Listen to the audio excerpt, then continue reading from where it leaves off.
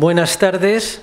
No es así como solemos empezar los actos en Casa Asia, pero lo mismo deberíamos empezar a pensar en... porque te dejan muy tranquilo una vez que terminas. Hemos estado hablando antes sobre si vamos a tener una charla convencional o tal vez lo que puede ser más interesante es tener más bien un diálogo al que están también invitados a participar, a hacer sus preguntas, porque a fin de cuentas, tal y como yo me imagino que fue Buda, no creo que fuera alguien que fuera dando grandes discursos, sino que yo creo que lo que le interesaba a él sobre todo era el diálogo, el hablar con los otros monjes y sobre todo hablar con los laicos que querían practicar pero que no sabían cómo. Y esto me llevaría a una primera pregunta. Bueno, lo primero sería, ¿por qué de repente decidiste que querías ser budista? Bueno, buena pregunta. Y a mí me pilló de sorpresa porque yo, la verdad que ya no sabía exactamente o no sabía casi nada de qué era el budismo. Solo sabía que, bueno, de aquella quiero decir, cuando tenía 20 años, solo sabía que el Buda era un sabio que estaba sentado en una postura pues muy apacible de meditación y poco más. Y bueno, de la compasión también sabía y me gustaba, pero puesto que yo pasé la juventud buscándome preguntas existenciales, bueno, no todo el tiempo, obviamente, también fui de fiesta bastante por ahí, pero incluso de fiesta me hacía preguntas existenciales y justo un día de fiesta, pues yo estaba más bien mirando hacia adentro, en introspección. Y no es que nadie me dijera, o sea, nadie me dijo ni nada, ni leí ningún libro, pero sí que vino no sé si es conocimiento, una intuición, una intuición, vamos a decir, como muy fuerte de que, a ver, aquí lo estoy poniendo todo muy resumido, ¿vale? Pero sí que el Buda tenía la respuesta. Y bueno, a partir de ahí fue cuando ya fui y me puse a buscar libros budistas a ver cuál era esa respuesta, ¿no? que me explicaran. Y fui a la biblioteca, había libros de Zen, había libros tibetanos y bueno, con eso empecé. Entonces, el por qué exactamente no lo sé ni yo, pero sí sé que había una intuición muy fuerte hacia esa paz, esa calma, la serenidad y la sabiduría, todo junto. Entonces, bueno, realmente ese es el porqué, porque yo sabía que ahí había una salida a los problemas que yo estaba buscando y que nadie me había enseñado o, bueno. En España, las tradiciones budistas, en el budismo hay varias tradiciones bastante marcadas. En España las que tienen más seguidores son el Zen y las distintas escuelas del budismo Vajrayana. ¿Por qué optaste por el Theravada? Bueno, pues después de practicar el Zen, leer unos libros y saber ciertas cosas, descubrí que estaban las enseñanzas en el Canon Pali, las enseñanzas más antiguas que tenemos, según salieron pues de la boca de Buda más directamente, ¿no? No tanto pasando por otros o comentarios o otros maestros que pueden ser muy buenos, pero lo que dijo el Buda, ¿dónde está puesto? Entonces, cuando después de 6 años me di cuenta que estaba en el Canon Pali, dije, segundo gran descubrimiento, porque hasta ahí solo había pues leído libros de otros maestros, ¿no? Que pueden estar muy bien, pero no es lo mismo. Y bueno, entonces ahí pues ya todas las dudas existenciales que tenía, que me quedaban, pues ya se iban desapareciendo muy rápidamente. Y luego otras preguntas que no hace falta perder tiempo en ellas, pues también me he dado cuenta, esto no es importante, voy a dejarlo, porque no todas las preguntas hace falta responder, porque hay muchas. Si tuvieras que resumir las 3 preguntas clave, las que no puedes dejar de lado, sino que te tienes que lanzar de cabeza a resolverlas, ¿cuáles serían?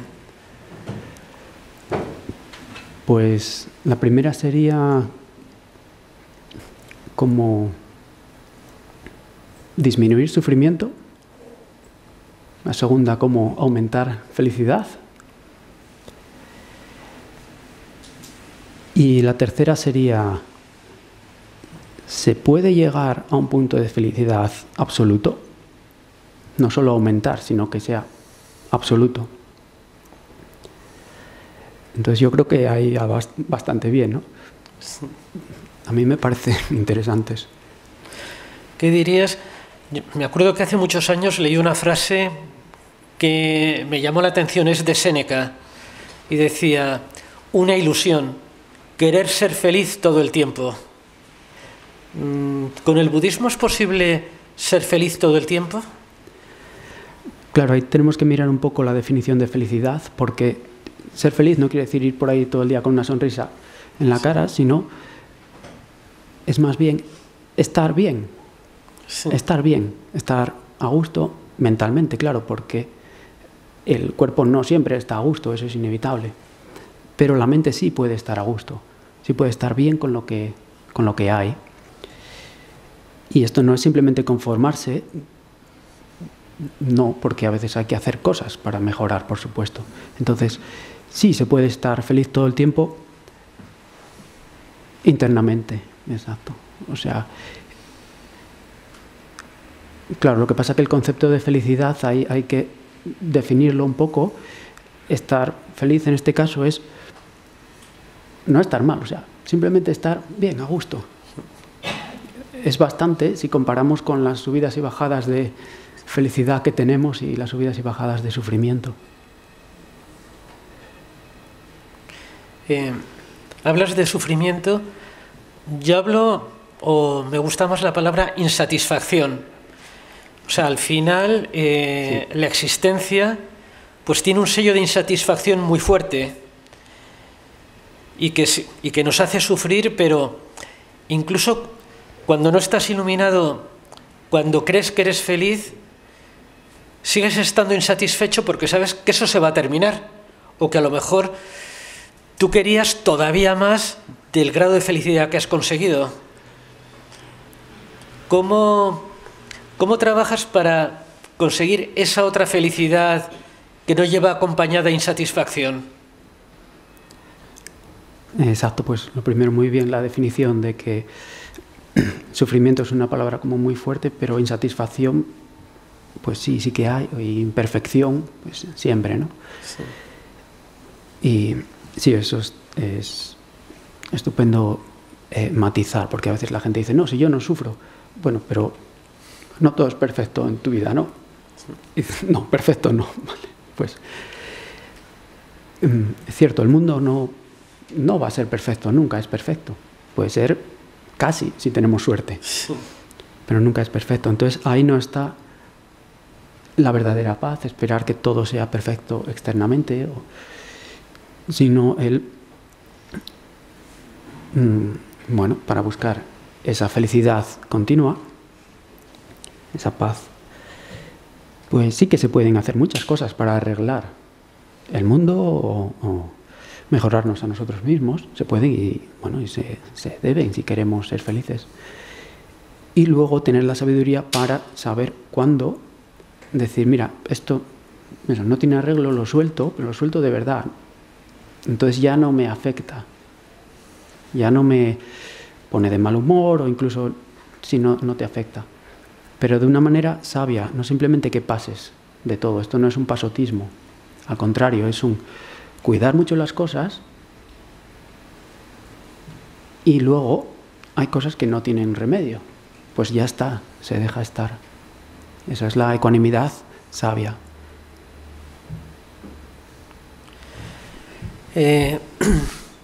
Hay cosas que no tienen remedio, pero hay veces que hay cosas que te afectan a tu sentido de la justicia, o que piensas, ¿cómo podríamos, o sea, lo bien que estaría la sociedad si de repente esos males no estuvieran allí? No sé, pensemos, por ejemplo, las inmensas desigualdades de riqueza que ha habido, que se han aumentado en estos últimos años. ¿Qué hacer como budista cuando te encuentras que dices, bueno, yo desde mi posición es posible que no pueda hacer nada contra ello?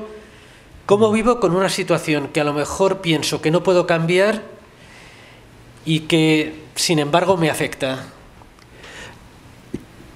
Bien, siempre podemos hacer algo, quizá no podemos solucionar el problema entero, pero todos tenemos nuestra parte en la sociedad, todos somos parte de la sociedad. Entonces, el primero es nosotros mismos. Entonces, cambiándonos a nosotros, cambiará el mundo, literalmente. Intentamos cambiar el mundo fuera, pero claro, son más gente. Normalmente suelen ganar. Y solo con eso es ya lo mejor que se puede hacer para cambiar el mundo. Y luego, una vez que nosotros ya hemos mejorado mucho nuestras emociones, nuestras intenciones, nuestra consciencia, muchas buenas cualidades, entonces ya se puede, desde un punto de vista con más conocimiento, más sabiduría, intentar arreglar más cosas fuera. También desde el principio, por supuesto, no hay que esperar para intentar ayudar al mundo, pero sí que es mucho más efectivo cuando perfeccionamos la herramienta, aunque lleve tiempo, pero siempre merece muchísimo más. El beneficio es exponencial cuando perfeccionamos la herramienta de ayuda nosotros mismos.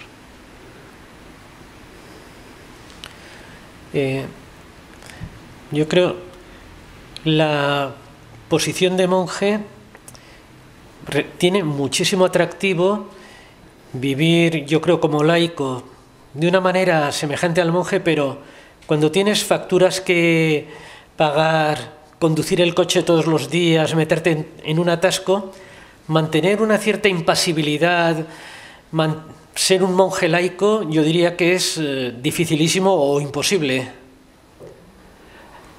Claro, es que monje laico no hay, es o lo uno o lo otro. Y está bien que sea así, porque podemos elegir, ¿no?, qué quiere ser, esto o lo otro. Entonces cada cual en el mundo tiene su papel y está bien. Y lo que sí que se puede hacer, por supuesto, como persona laica, es, pues claro, tener un trabajo, pues hay unas facturas, hay unos deberes, hay que conducir el coche, como tú dices, todas esas cosas. Pues sí, cada uno en su papel hace su trabajo. Y lo mejor que pueda, y al mismo tiempo siempre tenemos tiempo, aunque no lo parezca, para pues meditar, como hemos visto ahora, o sí, mejorarnos a nosotros mismos. Entonces ahí está saber utilizar el tiempo sabiamente, correctamente, cuando decimos, ahora tengo tiempo libre, ¿qué hago? ¿Me distraigo? O no. Y esa es la diferencia entre avanzar contra corriente o dejarse llevar por la corriente. Porque tendemos a la distracción mucho. Yo creo, no quiero acaparar todo el diálogo, y seguro que aquí todos vosotros pues estáis pensando, estáis con ganas de hacer preguntas. Pues agradecer a Casa Asia que haya traído un monje que habla español, que eso es importante porque no es fácil encontrar, ¿no? Lo segundo, me gustaría hacerle una pregunta que espero una respuesta más o menos concisa. Ha comentado que el canon Pali le resolvió todas sus dudas. Eso es la panacea. Pero el canon Pali es tan grande como el Espasa, como la enciclopedia Espasa. Tiene sus 3 cuerpos, el Vinaya, los Suttas, el Abhidhamma, y cada uno de ellos está dividido en sus cuerpos y en libros, más luego hay pocas traducciones al castellano, la mayoría están en inglés. Si uno que quiere empezar a resolverse sus preguntas, ¿qué libro tiene que coger? Y dentro de ese libro, ¿dónde tiene que focalizar la atención? Sí, buena pregunta, porque, claro, el Canon Pali es bastante amplio y ahí las enseñanzas en realidad están en los suttas, lo que se llama pues, la cesta, la canasta de los suttas, los discursos, porque las otras cosas pues, son más, o que tienen que ver con los monjes y las monjas. Entonces, pues sí, primero los suttas, entonces ahí ya hemos dirigido la atención hacia los discursos en sí, las enseñanzas directas. Porque lo otro, bueno, como digo, importa más a los monjes y así. Y luego dentro de eso, pues sí que hay toda variedad, unas cosas muy sencillitas y otras realmente difíciles. Y libros en español, pues hay, por ejemplo, una muy buena traducción de Amadeo Soler Leris, Majjhima Nikaya, los discursos medios del Buda. Y, a ver, estas son cosas, es muy profundo, no es lo más divertido del mundo de leer, pero sí es lo más importante, ¿vale? De la editorial Kairos. Y también tienen otro que ahora salió, En palabras del Buda, lo acaban de traducir hace poco. Y son 2 libros muy buenos y con eso ya hay sabiduría ahí. Quizá no para responder todas las preguntas del mundo, pero las importantes, sí. ¿El título del segundo? En palabras del Buda, y es de editorial Kairos y lo tradujo... Sí, Bhikkhu Bodhi. Él lo tradujo al inglés, y del inglés al español. Bueno, de hecho ellos lo hicieron directos del Pali al español. Pues Abraham Vélez de Cea.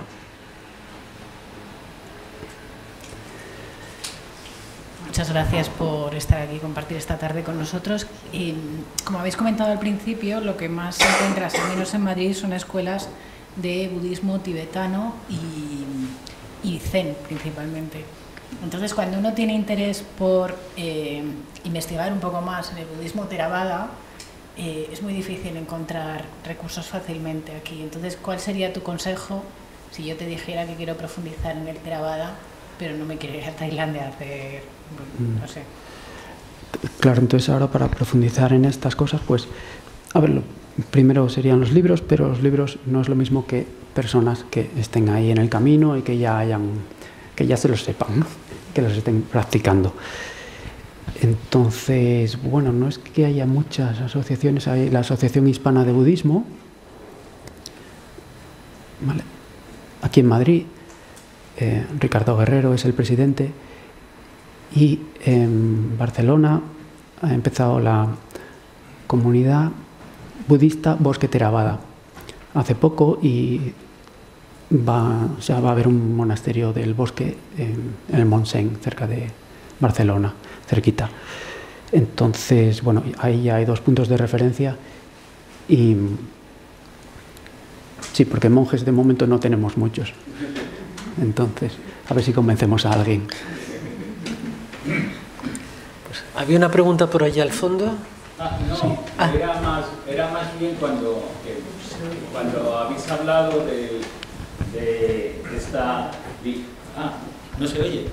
Bueno, cuando habéis hablado del tema de ser un postulante, ¿no? un místico, o bueno, budista, o ser un laico.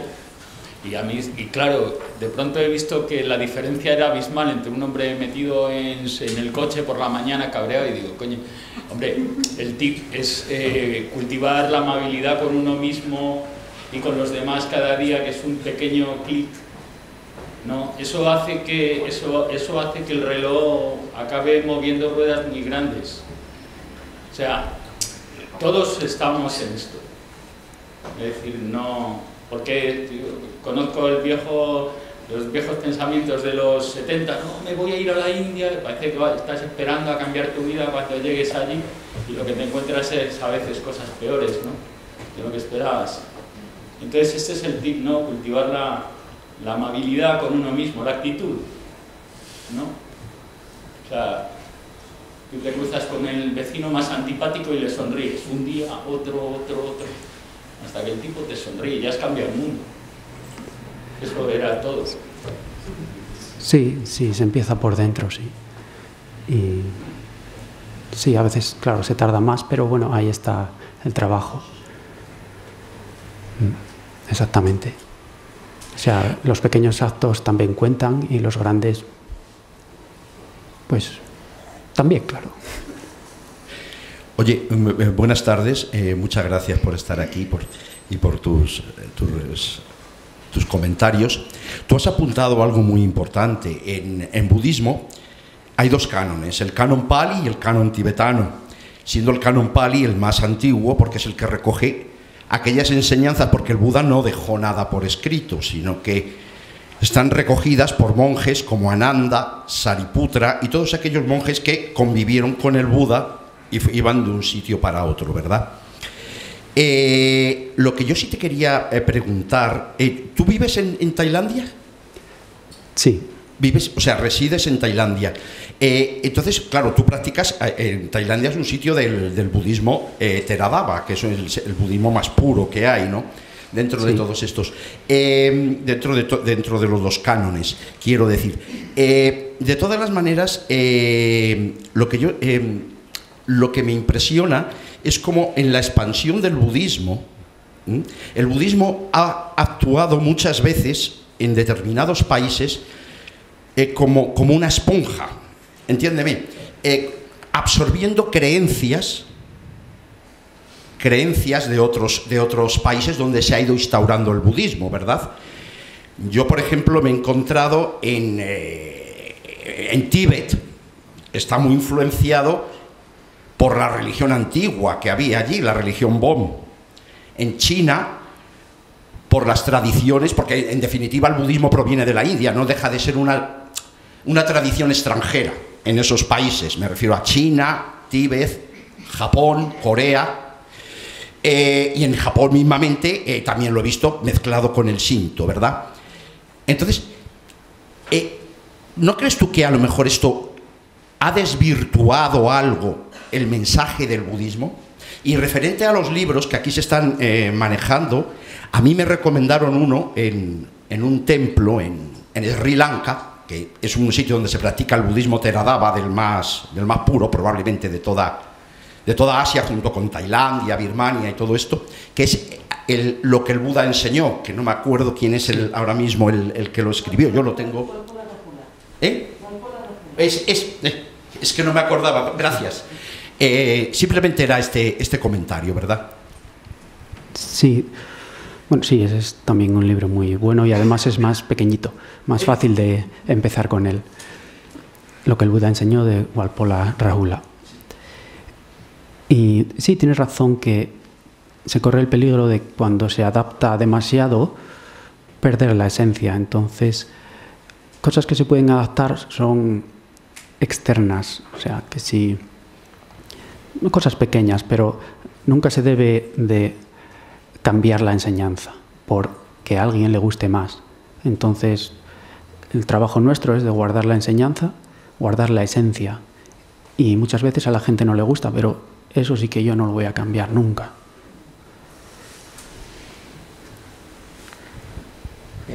Bueno, primero, muchas gracias por vuestra presencia, por tu presencia aquí, Chandako, porque es muy importante para la gente interesada en el budismo de acercarse, llamémonos sangha, llamémonos lo que sea, vosotros los monjes. Quería cambiar un poco porque también tengo algo de experiencia en budismo, como había contado. Quería cambiar el tema un poco a lo que es meditación. Porque mucha gente, y aquí en España sobre todo, lo que nos hace acercarnos al budismo es por esa paz mental o esa tranquilidad que nos da, o que creemos que nos da la meditación budista, porque ellos llegaron a una técnica que parece que funciona, ¿no? Entonces, yo me he encontrado, trabajé en un centro en donde había psicólogos y yo me ocupaba personalmente de las clases de meditación. Pero rápidamente, cuando tú dices que te ocupas, que haces meditación, la gente te viene con los problemas, para lo cual yo no estaba preparada. Yo estoy preparada porque tengo estudios budistas y es lo que sé.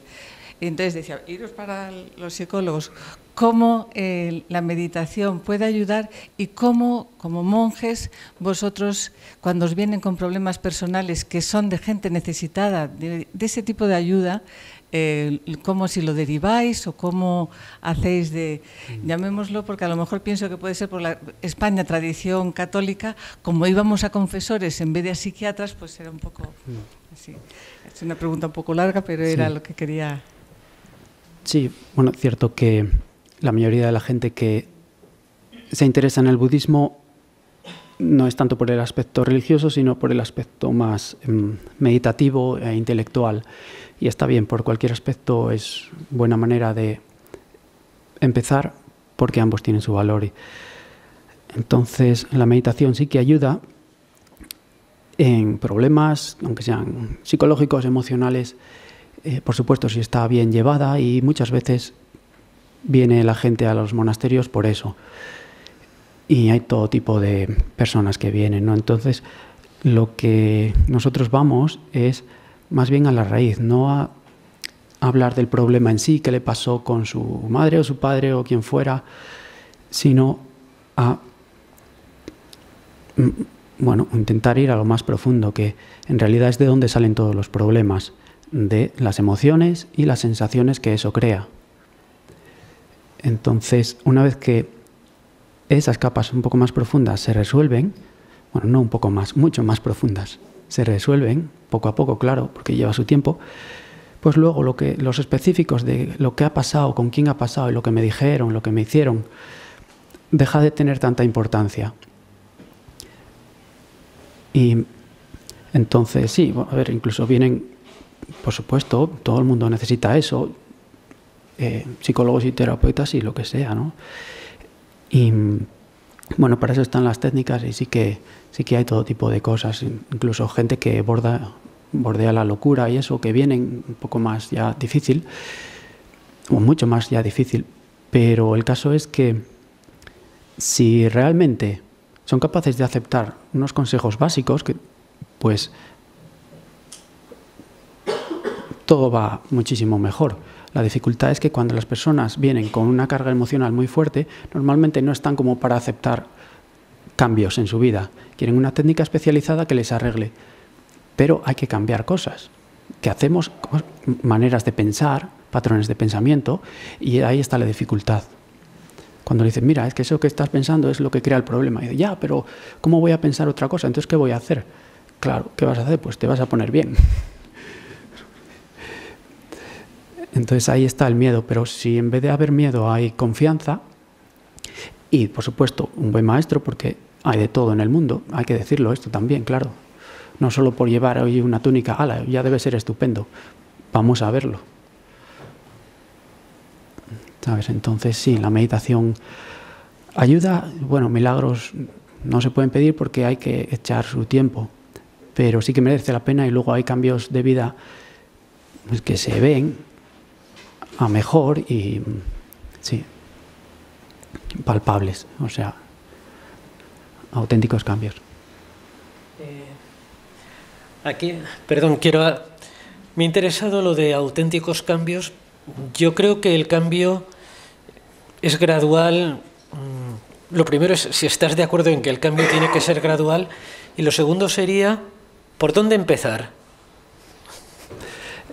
Primero, sí, estoy de acuerdo en que el cambio normalmente es gradual, es difícil que de repente, ¡zas!, todo cambie. A ver, en teoría posible, sí, pero en la práctica ocurre más despacio que eso. Y luego, ¿por dónde empezar? Muy buena pregunta también. Pues fíjate, ¿por dónde empezar? Sí tenemos, de hecho se llama el entrenamiento gradual. Y esas son dos palabras, es entrenamiento. O sea que tenemos que entrenar como si fuera un deporte incluso, deporte mental. Y sí, es gradual, como en todas las cosas del mundo que quieras aprender, ya sea tocar el piano, ir a conducir o hacer deporte. Pues es acto gradual. Depende el entrenador que tengas mucho. Si es un mal entrenador, bueno, buena suerte con eso. Y si es bueno, pues estupendo. Mucho mejor. Entonces, bueno, tenemos un buen entrenador, lo que pasa es que hay que encontrarlo primero, es el Buda con sus enseñanzas, no las que vinieron después o quizá cambiaron de acuerdo con otras cosas, sino por eso refería a los suttas. Vale. Y lo bueno ahí, claro, en los consejos que hay de entrenamiento, pues hay principiante, medio y avanzado. Principiante, lo más principiante que hay en el mundo, que no es ni religioso. A ver, estas cosas son leyes universales. Una cualidad que... Cualidades universales. La generosidad. La primera. Tampoco es que haya que ser un loco y tirarlo todo por la ventana y tirar el pasaporte al mar, como se hace a veces en la India y eso. Pero sí que una mínima cualidad de generosidad en el mundo ya es una cualidad brillante en el corazón. Lo más básico. Luego vienen otras, que son cualidades morales. O sea, no estamos todavía ni en la meditación, solo para tener una buena base fuerte para poder meditar y que sea una cosa segura. Porque la meditación no es un juego y si se hace mal, pues también puede salir mal, como todo. Como el deporte. Si vas a entrenar y no es un juego, te puedes lesionar. Entonces estas cualidades básicas tampoco no son ni religiosas ni nada, o sea, simplemente son leyes universales de honestidad, de no dañar a seres sintientes, ya sean animales o personas, o sea, no dañar, no crueldad, compasión. Compasión, honestidad. Ya ahí empiezan las dificultades, ya solo con esas dos, fíjate, la palabra honestidad da hasta miedo. Entonces ahí ya quiere decir que ya empezamos con el trabajo en serio. ¿Qué va a ser de mi vida? Si digo la verdad, ¿va a cambiar mucho o poco? Cada uno que lo mire, ¿no? Porque a veces cambia mucho. Entonces, bueno, no, aquí no quiero decir a la gente lo que tienen que hacer, solo que son cualidades universales. ¿Qué más? Bueno, pues respetar a la pareja. A ver, los monjes no tienen pareja, pero aquí estamos hablando de personas laicas. Respetar a parejas de los demás. Luego, pues, intoxicantes, si se toman, pues saber que eso tiene un efecto en la mente que puede que parezca que da claridad por unos momentos, pero luego todos sabemos que esa claridad se disipa rápidamente. Y la mente no queda tan clara después, ¿no? Esto hay que decirlo todo porque a veces parece que no está muy claro.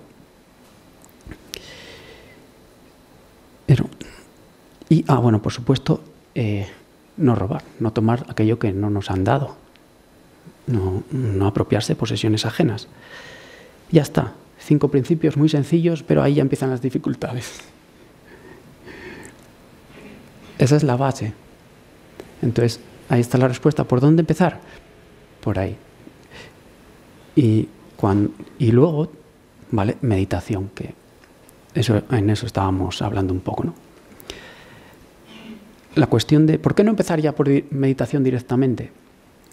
Bueno, sí que se puede, claro, pero es bueno mejorar esas otras bases que hemos hablado, por lo menos al mismo tiempo, porque si no, es como intentar construir un edificio sin la base. Sí, mira, voy más rápido que tú, que pierdes tiempo haciendo una base bien sólida y fuerte. Sí, más rápido, a ver lo que te dura. Igual te cae el edificio en el cogote.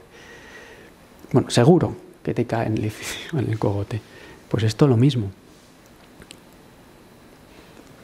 Entonces ya es un buen comienzo con esas bases. A ver. ¿Hola? ¿Se oye? Sí. Bueno, primero muchas gracias por esta iniciativa. La verdad es que tenía muchas ganas de conocer a un monje budista que hablara castellano. Yo voy a hacer una pregunta más enfocada desde el punto de vista práctico. Llevo desde hace un tiempo, vamos a decir, practicando el sendero del Dharma desde la perspectiva de la tradición Vipassana, muy enfocado en la meditación, pero sin dejar de lado lo que mencionabas del Sila, la moralidad, centrado en el Samadhi y en Pañña.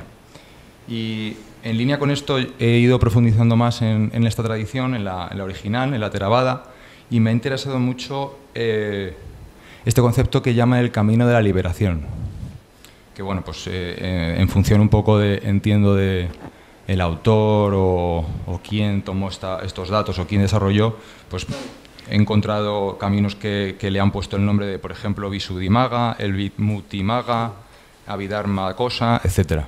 Entonces la pregunta es, en este contexto del camino de la liberación, tú como practicante del budismo Theravada, ¿en cuál te identificarías? ¿En qué camino estás siguiendo? ¿Y en qué punto estás? ¿Y qué dificultades estás teniendo en ese punto? Eso ya va en lo personal. Vamos a hablar del camino de la liberación mejor. Estos 3 libros que has dicho son comentarios. Vale, primer punto. Comentarios de alguien. O sea, el Buda no... O sea, hay cosas budistas ahí dentro. Pero eso no es el camino de la liberación exactamente que dijo el Buda. ¿Cuál es el camino de la liberación que nos comentó el Buda? El noble sendero camino, el noble sendero óctuple. Entonces, esos 8 pasos son literalmente el camino que el Buda dio a la gente, a todo el mundo, laicos o monjes, ordenados o no. Bueno, monjes son todos ordenados, quiero decir. O sea, ahí está, el noble sendero óctuple. Es el camino, de hecho, bueno, el único, porque, de nuevo, esto no es ni religioso tan siquiera. Si lo investigáis qué es, podemos decir los pasos, luego habría que explicarlos, claro, eso ya lleva un poco más de tiempo, pero ahí incluso no hay ni religión tan siquiera. Son pues las leyes que hay para la liberación del corazón, a través también de sabiduría, ¿vale? Entonces, quizás ahora debería decir cuáles son los 8 pasos del noble sendero óctuple. Para eso estamos aquí. Entonces, bueno, un punto de vista correcto es lo más importante, porque punto de vista correcto es como una locomotora que está apuntando en una dirección o en otra, en una correcta o incorrecta. Entonces el símil es bastante obvio que como pongamos la locomotora apuntando al sitio incorrecto, por mucho que empujemos los 8 vagones, cuanto más empujemos peor. Pues así es, punto de vista correcto o incorrecto, luego lleva el resto de los 8 factores del sendero a un buen camino si es correcto. Entonces, bueno, vamos a explicarlo brevemente porque como he dicho que es tan importante, pues no nos queda otra, ¿no? Ahí están unos cuantos factores. El primero quizás sería la ley de la acción. La acción tiene consecuencias. Las acciones tienen reacciones. Intentemos evitarlas o no, nos vean o no nos vean otros, lo hagamos dentro de una habitación con la puerta cerrada o en la mente solo, las acciones tienen consecuencias. Algunas son más fuertes y otras menos, por supuesto. Entonces, tener en cuenta eso, que es una ley universal, se llama karma, porque karma significa acción, literalmente. No es nada demasiado místico, es la palabra acción. Tener en cuenta que eso va en serio. Sí, importante. Y las acciones, por supuesto, el karma puede ser muy bueno, ¿vale? También. Eso siempre hay que decirlo, que parece como que siempre es una cosa que te pasa algo malo, bueno, pues algo malo habrás hecho. Entonces las buenas acciones también tienen consecuencias y también son fuertes. Y bueno, por explicar un poco el karma, eso no es determinismo, el karma tiene cierta flexibilidad, ¿vale? Pero bueno, de momento vamos a dejarlo ahí para no estirarnos demasiado en el tema. Entonces, tener en cuenta eso ya es un punto de vista correcto. Tener en cuenta la importancia de saber que en el mundo hay personas sabias que han realizado el camino. Porque si se niega eso, nos estamos negando la sabiduría que esas personas ofrecen. Si dice, nadie sabe nada, ¿qué se puede saber?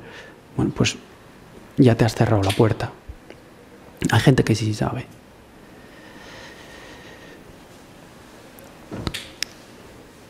Y no saber de teoría o de conocimiento, sino que han experimentado, han caminado ese camino hasta el final.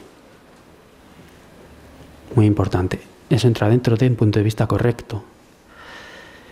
Luego, bueno, pues respeto a las personas. Ahí padre y madre son muy importantes en nuestra vida porque pues eso, nos han dado la vida. Entonces ahí hay una conexión. Que nos caigan bien o mal, eso es otra cosa. Pero reconocer esa importancia que tienen y ese valor que tienen. Entonces por ahí ya vamos bien. Y bueno, reconocer que también darse cuenta que quizás o estar abierto a la posibilidad que quizás cuando este cuerpo se muera, desaparezca, que haya más. No quiere decir que se tenga que saber. Simplemente es no negar, porque si negamos y cerramos la puerta, pues de nuevo nos estamos autocerrando una puerta a un conocimiento que, como hay más, si lo negamos, mal vamos. Entonces ahí está el punto de vista correcto. Tener por lo menos esa apertura mental a una idea que quizás no sabemos ahora, pero que es posible de saber en esta vida. No hay que esperar a morirse, se puede saber. Es lo bueno de la enseñanza budista. Estas cosas son comprobables en esta vida. Con trabajo, por supuesto, pero son verificables. Se dice verificable por los sabios en esta misma vida. No hay que esperar a morirse para ver si estaba el Buda ahí esperando detrás de la puerta cuando piquemos. Por decir una cosa, ¿no?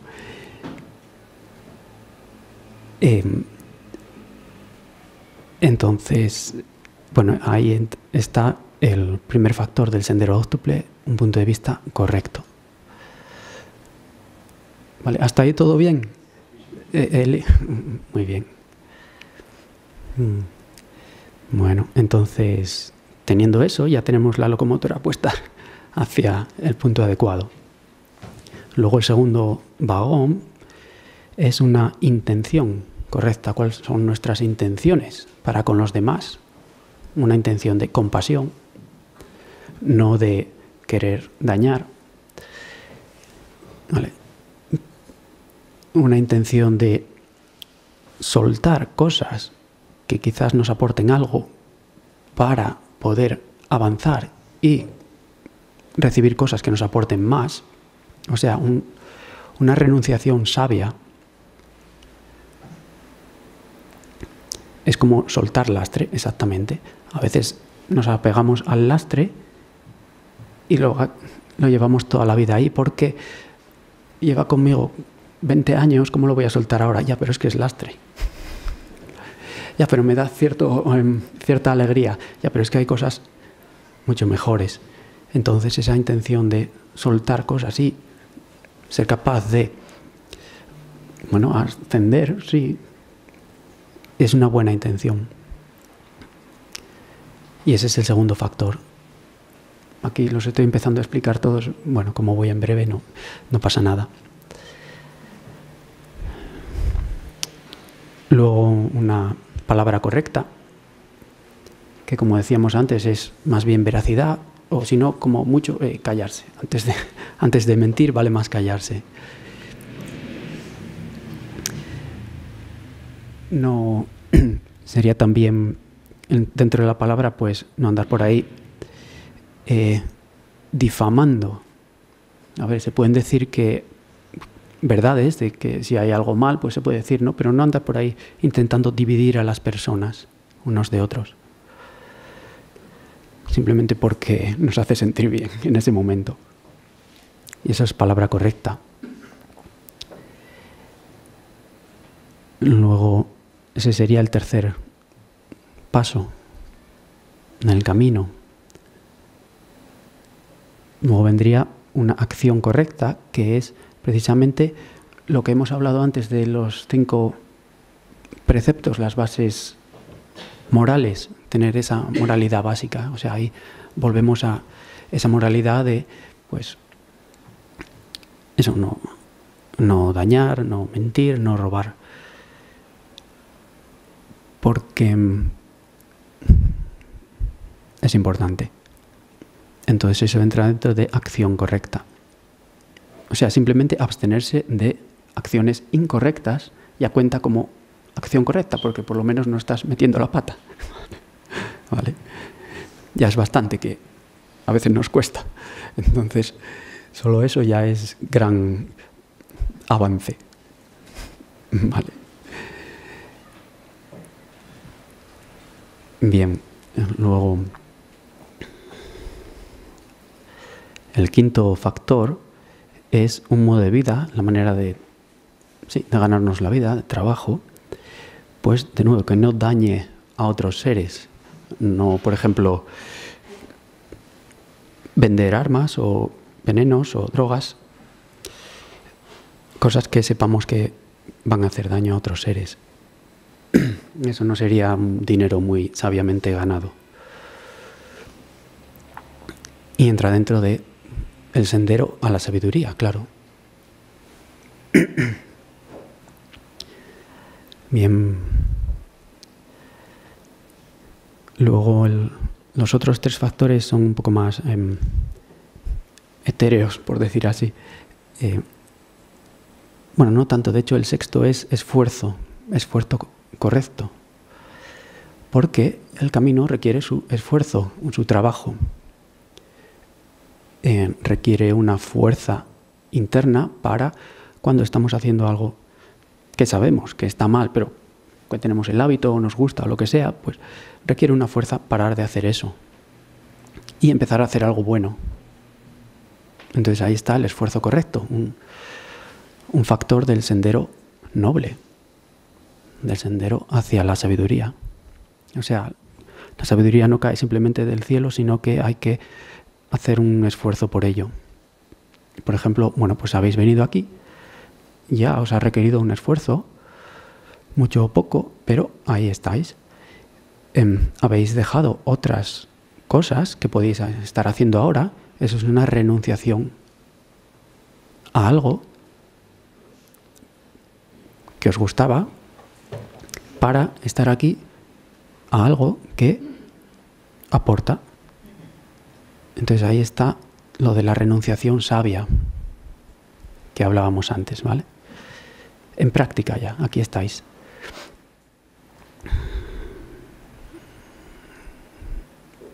Y bueno, luego después del esfuerzo correcto viene una atención correcta.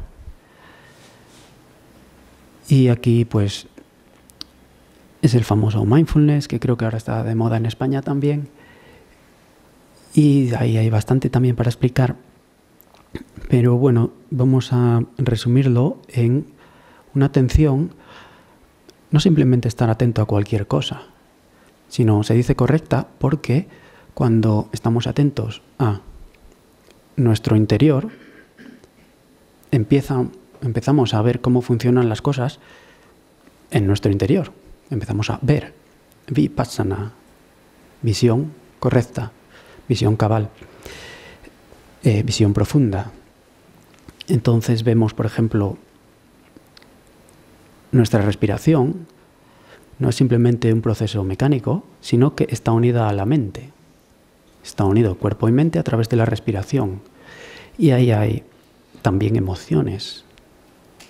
Entonces, por eso, la atención dirigida hacia la respiración tiene una cantidad de información ahí que no es aparente a aquella persona que no lo ha hecho, que empieza a ser aparente, que empieza a ser más visible y notable cuanto más se hace. Porque a través de la respiración empiezas a ver emociones, empiezas a tener más introspección y a ver las cosas como son en tu propio cuerpo, no a través de un agente externo, a través de un microscopio o algo que sea exterior a nosotros. Entonces eso es atención bien dirigida.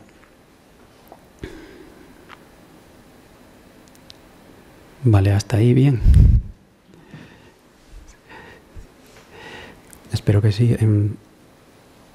Y bueno, todos estos factores se pueden explicar mucho más, claro.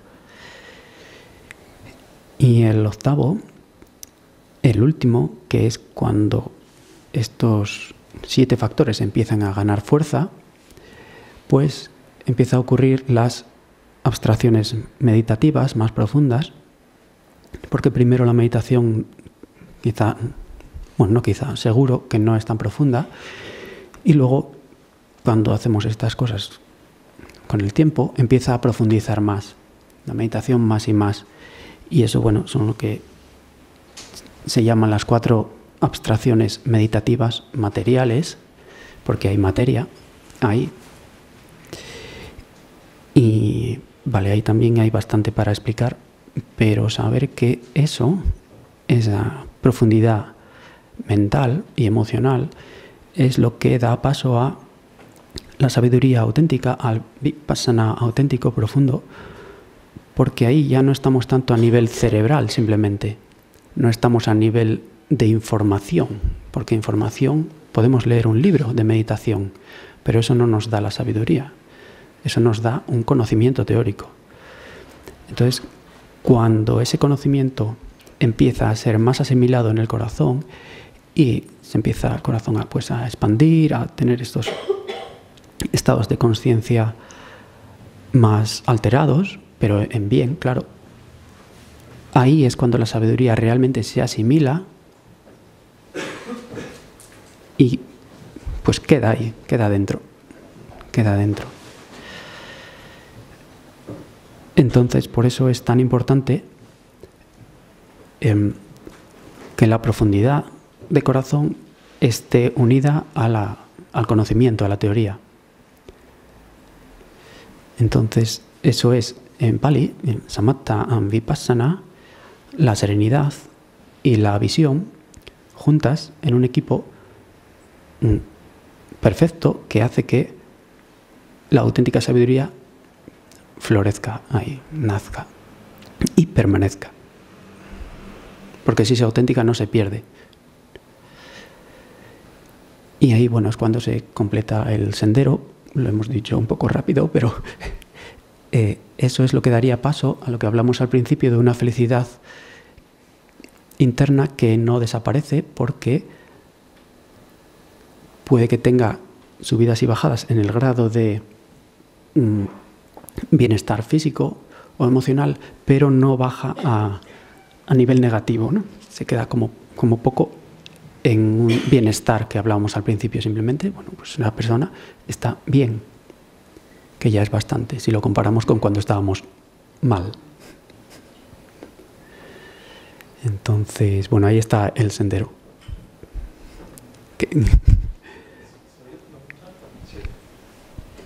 Oye, buenas. Primero, muchas gracias por la oportunidad de poder escuchar.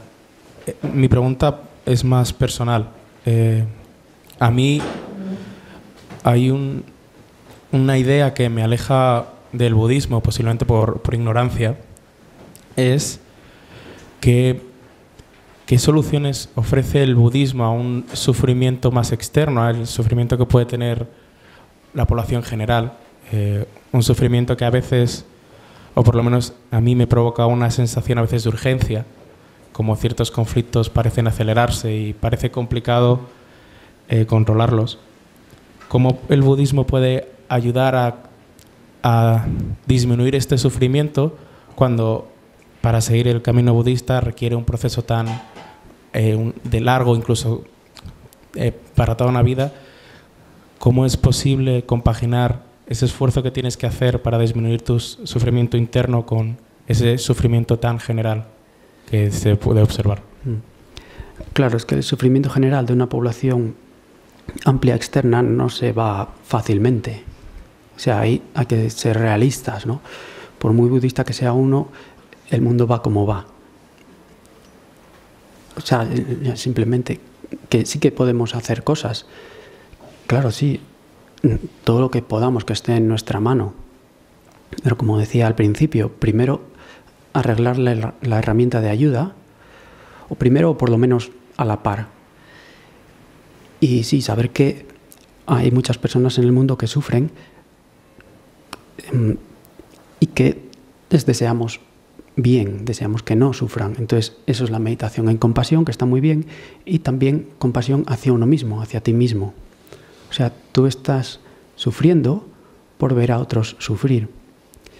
Compasión no sufre, compasión comprende e intenta ayudar, pero no se deja hundir, porque entonces tenemos uno más sufriendo en el mundo.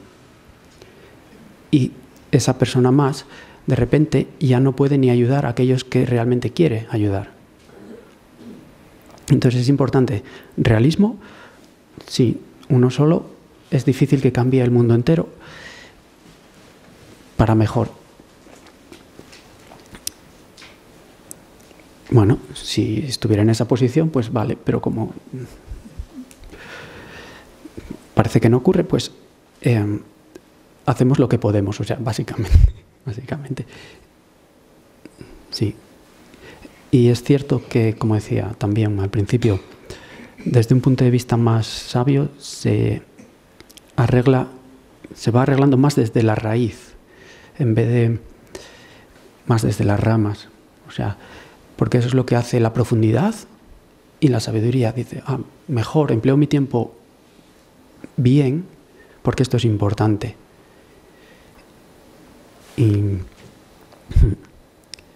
entonces ahí está la cosa, que hay diferentes maneras de ayudar y a veces es simplemente hablando. Bueno, pues yo aquí estoy hablando y espero que os esté ayudando.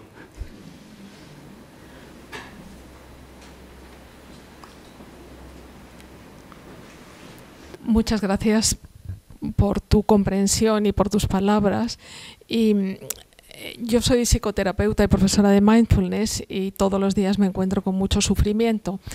Me estoy apoyando bastante en el budismo y en la psicología budista, pero tengo grandísimas lagunas y estoy, digamos, a nivel de parvulario en mi conocimiento del budismo.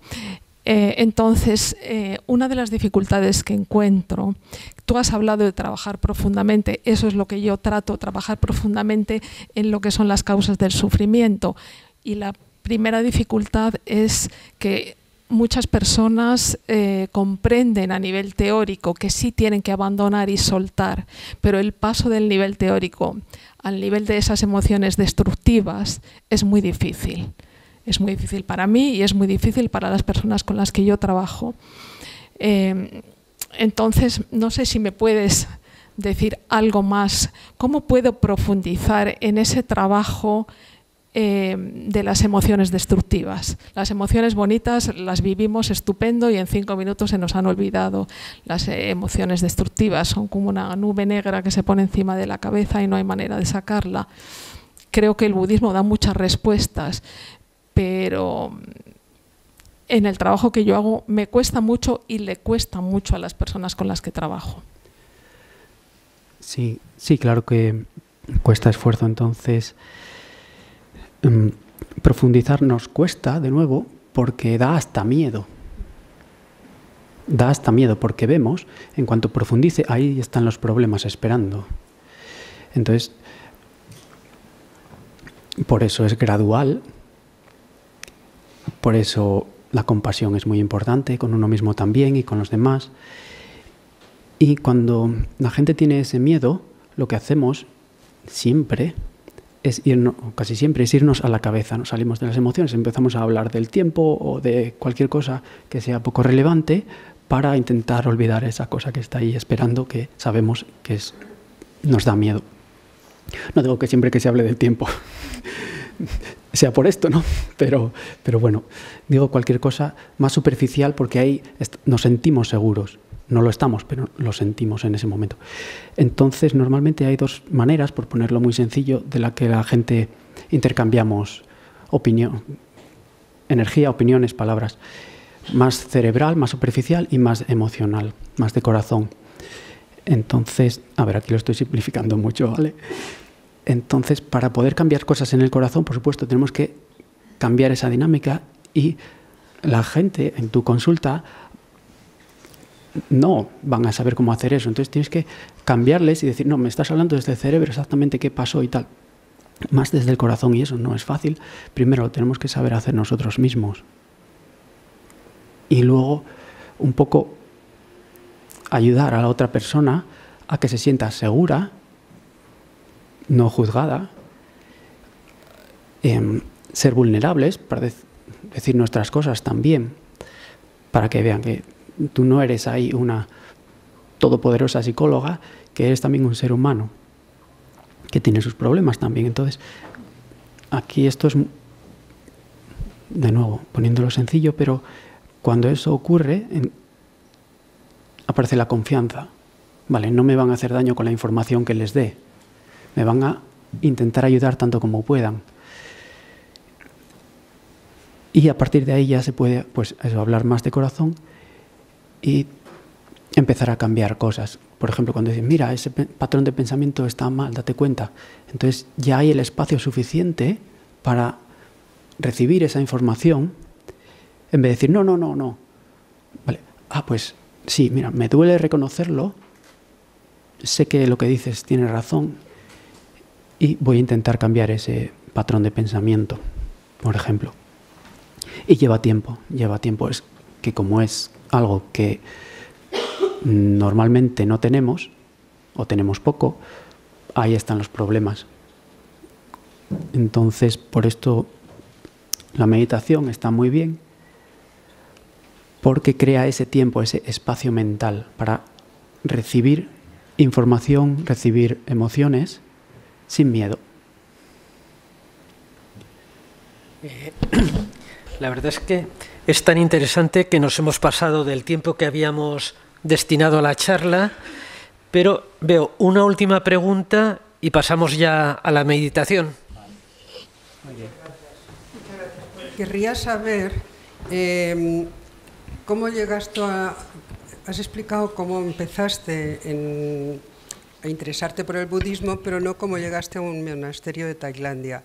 Te lo pregunto porque yo lo he pensado muchas veces, que me gustaría ir a uno, no para hacerme monja, pero sí para hacer una inmersión, un tiempo, un mes, 2 meses, 3 meses, lo que fuera, en un sitio así, ¿no? Entonces, ¿eso es posible? ¿Hay vías para que una persona, un laico, pueda ir? ¿Y qué aconsejarías? ¿Sitios específicos o lo que sea? ¿O aconsejarías empezar por ejemplo, el monasterio este que has dicho de Montseny? Un poco eso, esta guía querría. Gracias. Pues sí, en los monasterios se puede ir como persona laica, estar allí por el tiempo más o menos el que se quiera, si es que tienen la plaza disponible. O sea, normalmente lo que se hace es llamar o escribir un email o lo que sea y preguntar. Esto es más bien en los monasterios occidentales porque las plazas están más limitadas y tal. En Asia normalmente apareces por allí y dices, hola, ¿dónde está mi habitación? ¿Vale? Y te suelen acoger bastante bien, lo único que piden es que te adaptes y eso no es fácil. Ahí está la cosa. Depende de lo aventurero que sea uno o una y la flexibilidad que se tenga. A ver, aquí por ejemplo en Portugal hay un sitio muy bueno cerca de Lisboa, Sumedarama se llama.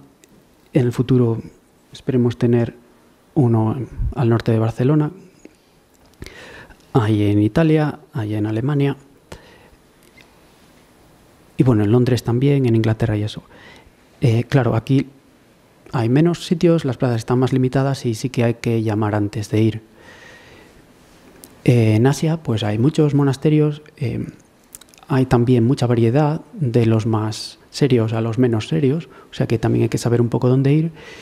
Y entonces te puedo recomendar a que van muchos extranjeros, porque ahí se habla inglés, español no tanto.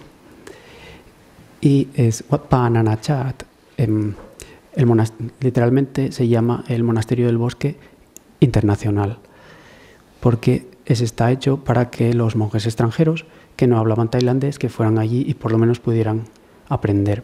Y está muy bien organizado por un abad alemán que es muy correcto y compasivo además. Y bueno, eso sería lo que yo recomendaría para empezar, porque si no el choque cultural puede ser muy fuerte. Y sí, fácilmente sería fuerte porque cambian muchas cosas, empezando por el clima, la comida, todo, o sea, cosas materiales y luego cosas mentales también.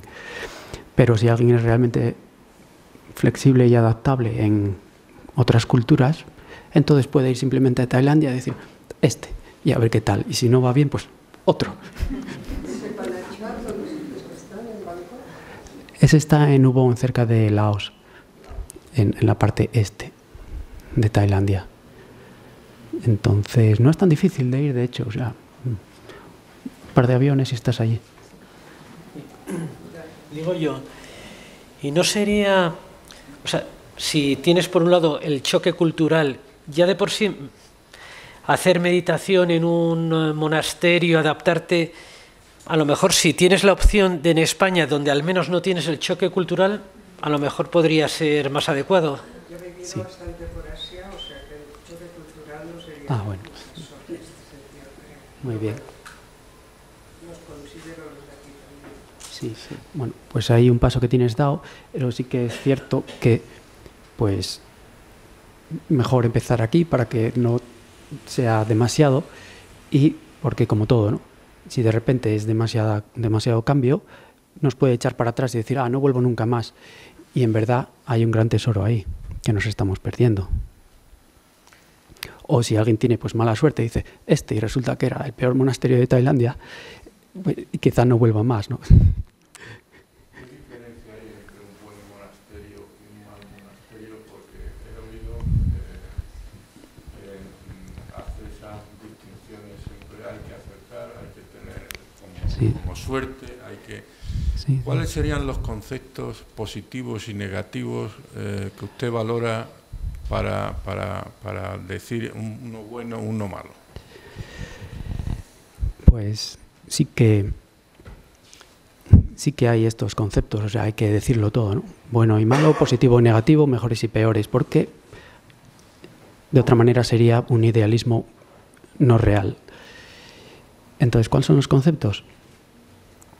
Pues que tengan los monjes una buena moralidad dentro de el nivel de monje, que se pide mucho más que a los laicos, porque para eso son profesionales, ¿no? Y representan algo. Entonces, eso muy importante. Bueno, una práctica de meditación. A ver, aquí entramos ya en más tecnicismos, se pueden entrar, pero sí, que veas tú que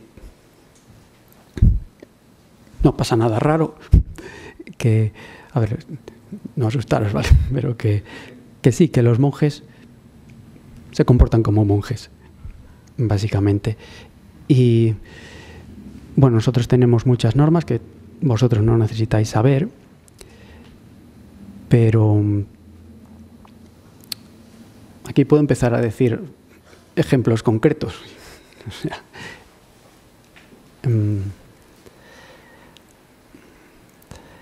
por ejemplo, las normas básicas fundamentales que tenemos y que ya se sabe, o sea, la primera, sexo cero. Vale. Luego, robar, por supuesto, nunca. Van 2. Bueno, matar también, por supuesto, nunca. Animales tampoco. O insectos o cosas así, tampoco. ¿vale? Porque aquí estamos hablando ya de gente que ha dedicado su vida a esto.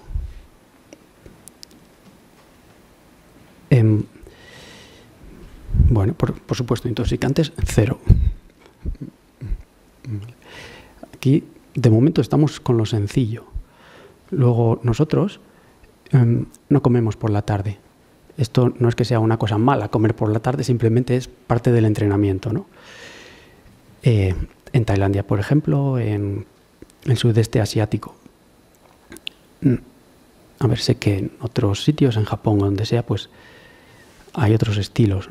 Pero aquí te estoy diciendo, pues, por ejemplo, en Tailandia.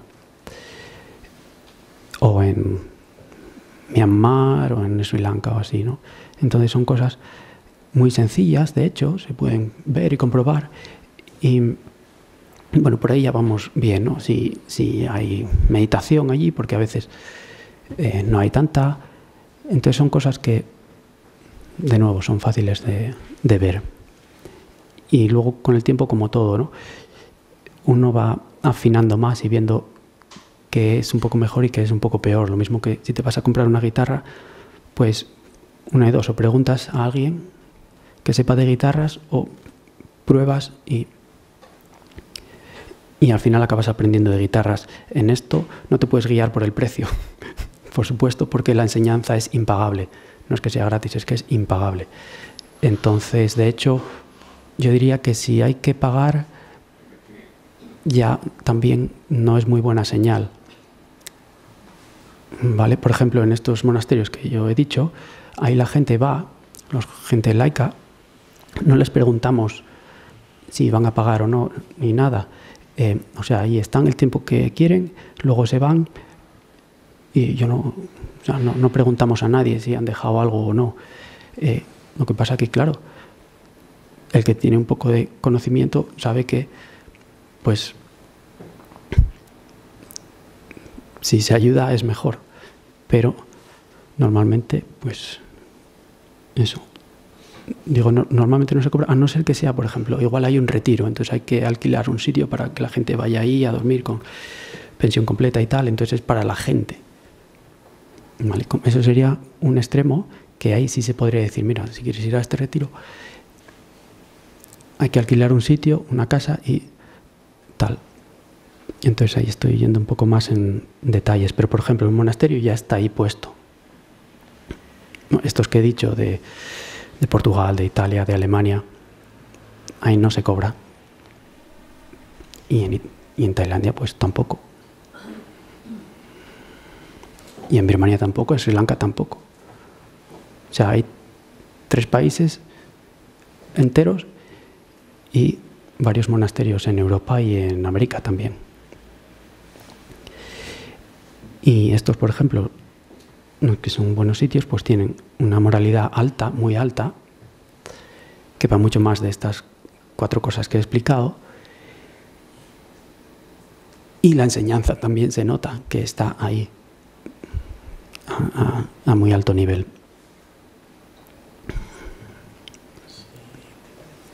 Pasamos ya a hacer muy bien. Meditación. Vamos a hacer un poco de meditación guiada. Sí, a ver cómo sale. Yo estas cosas normalmente no las preparo, sino que sale lo que sale.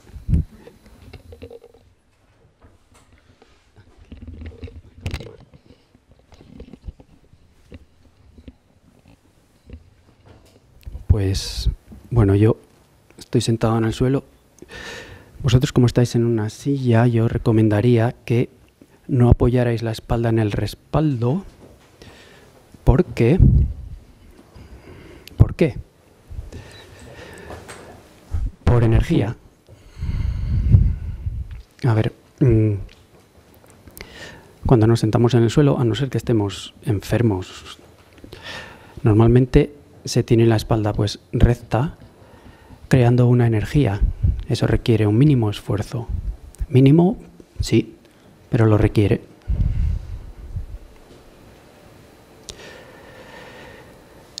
Entonces ese esfuerzo ya está creando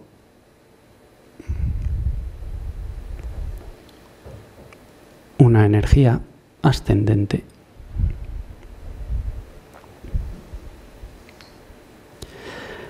Porque tenemos la espalda recta y quizás en casa se puede poner un cojín en la silla para ayudar a que la espalda esté un poco más recta. Pero bueno, ahora estamos aquí, es un momento solamente.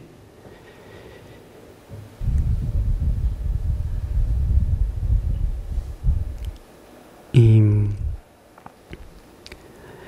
esto es mejor en una posición más estable en el suelo, ¿no? Pero no es obligatorio. Lo más importante es pues como digo, un mínimo de postura erguida.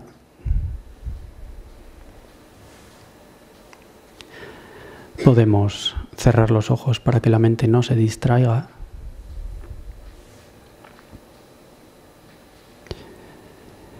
Porque la distracción y el sueño son dos enemigos.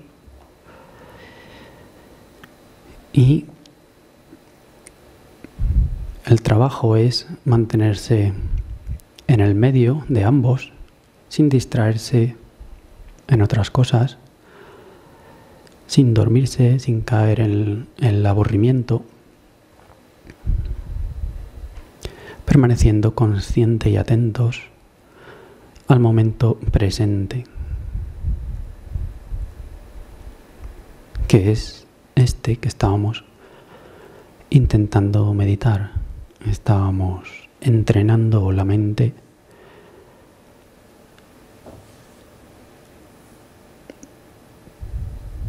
a ganar una consciencia más elevada con cada segundo que pasa.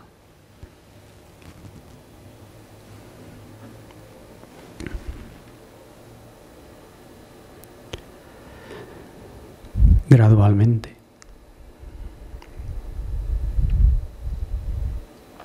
Y eso se consigue teniendo el foco de atención en un objeto meditativo que haga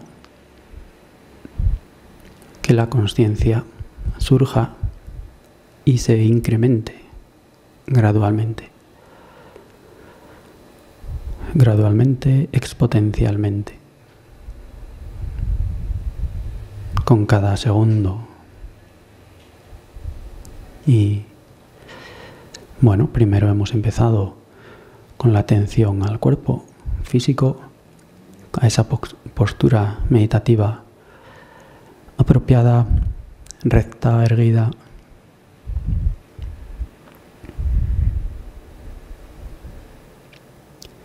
Sin tensiones.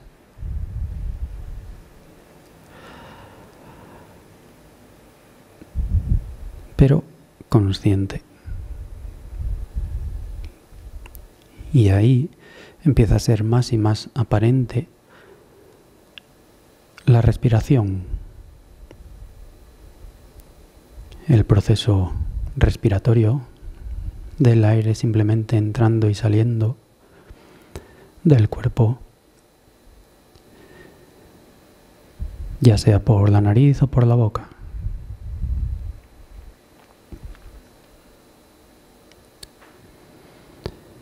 Normalmente, pues claro que es mejor respirar por la nariz, pero no todo el mundo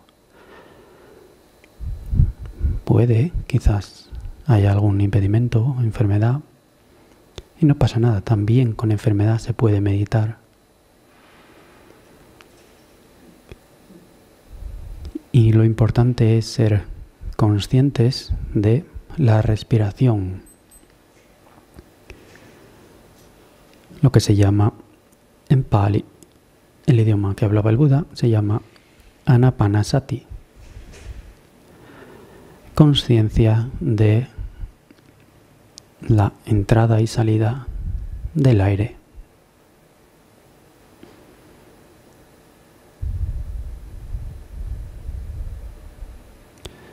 Consciencia de la respiración. Es un objeto meditativo muy sutil y a la vez es poderoso, porque siempre estamos respirando. Por lo tanto, siempre podemos meditar, observar ese hecho que ocurre en el presente en nuestro cuerpo y que está ligado a nuestra mente también, cuerpo-mente.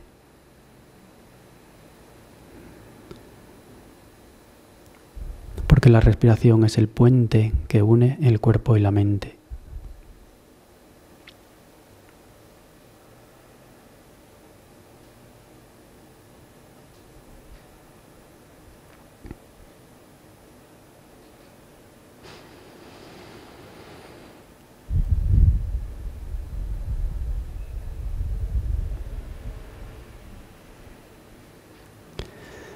Entonces se puede dejar fluir naturalmente sin forzarla. No tiene que ser de una manera especial, sino de una manera natural, lo que el cuerpo en este momento necesite.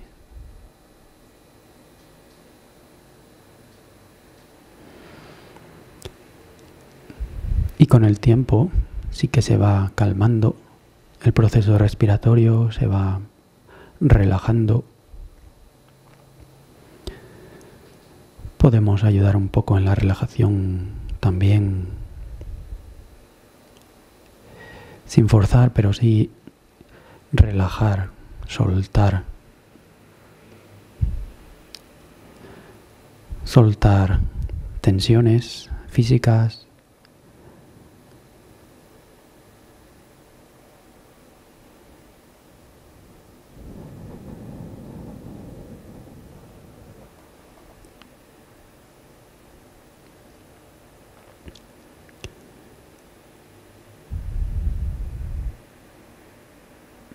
Soltar pensamientos,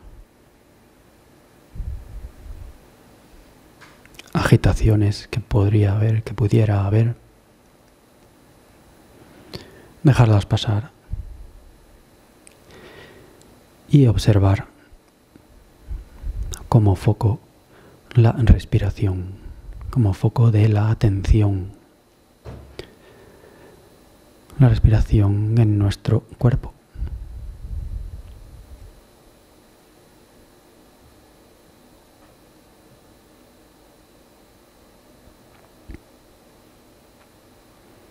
Dándonos cuenta de lo que estamos haciendo, teniendo esa presencia mental, que estamos aquí, no en ninguna historia de nuestra mente, del pasado,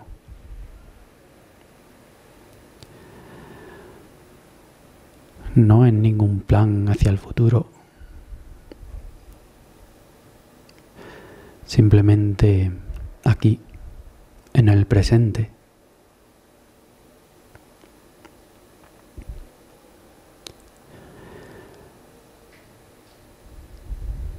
Y a veces ese es el trabajo más duro que hay, porque no estamos acostumbrados y da a veces miedo quizás a estar perdiendo el tiempo. Quizás nos entran dudas, pero el hecho es que estamos ganando tiempo.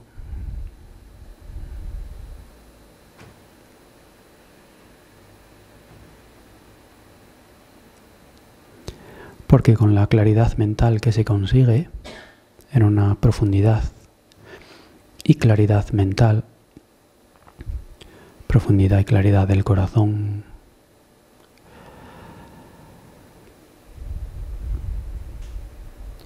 todo lo que hacemos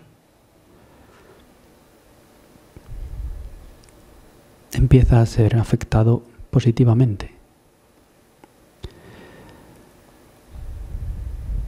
Tenemos una influencia positiva sobre nuestra capacidad de acción, de elección también. Y eso nos ahorra mucho tiempo.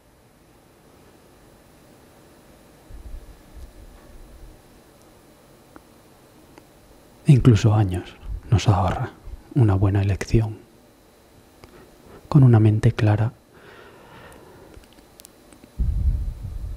y ecuánime.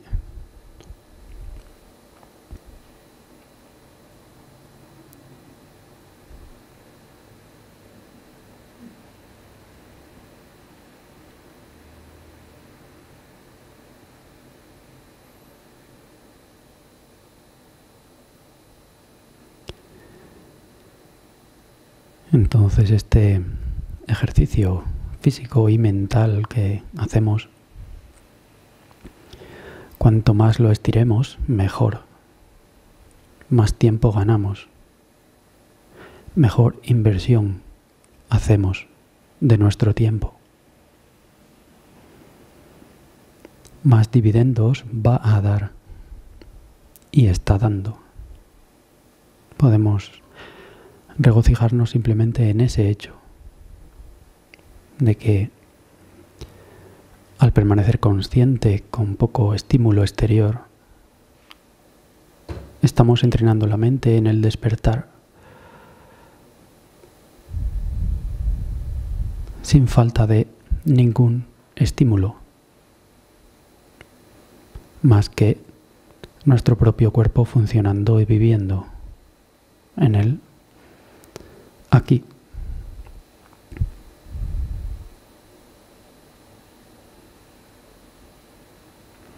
Esto es una práctica de raíz.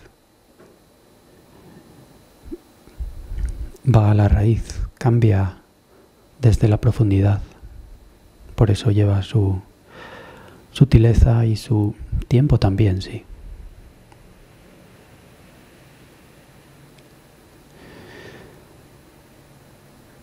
Entonces ahí seguimos cada vez que la mente se distrae con un ruido exterior. Nos damos cuenta de ello. Perfeccionamos la capacidad de darnos cuenta.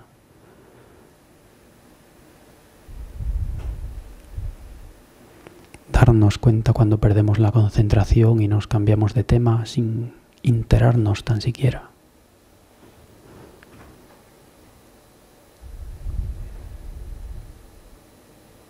Estábamos en la atención en la respiración.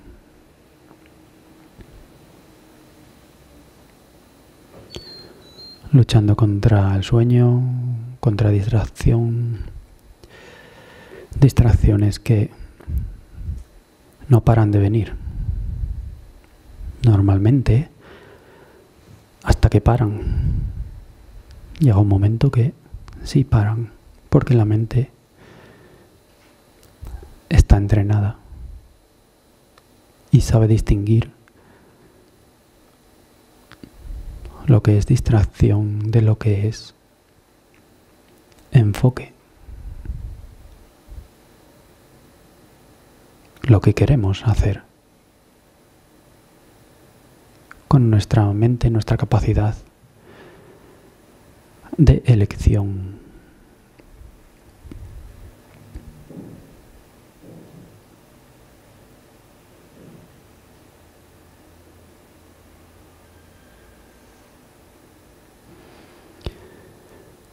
Entonces, cuando somos capaces de mantener la atención en el mismo objeto interior de nuestro cuerpo por un tiempo,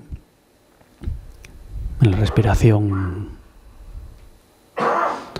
larga o corta, parada o en movimiento,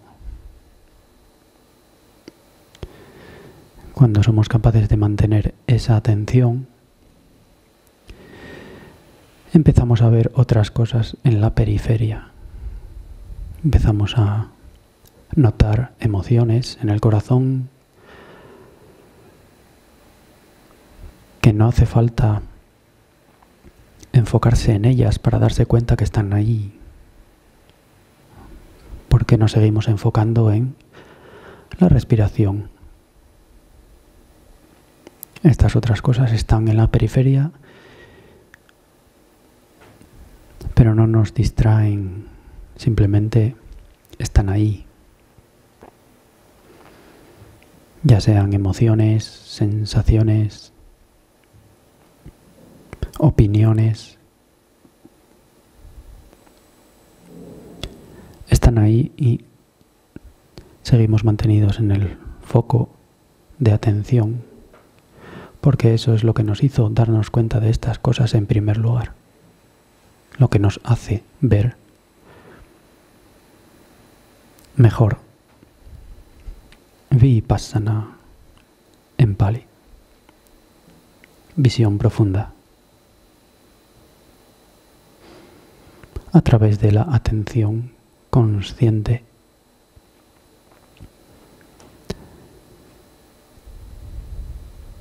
En un objeto de meditación profundo. Y ahí está la introspección.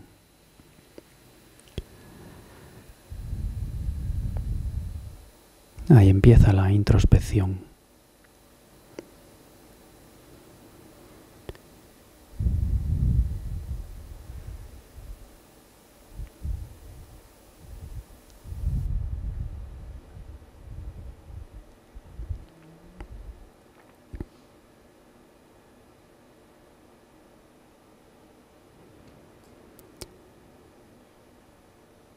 Y ahí sigue, tanto como lo mantengamos, como seamos capaces de mantener esa atención y esfuerzo correctos.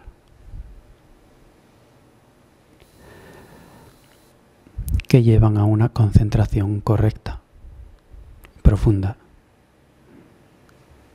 clara, serena.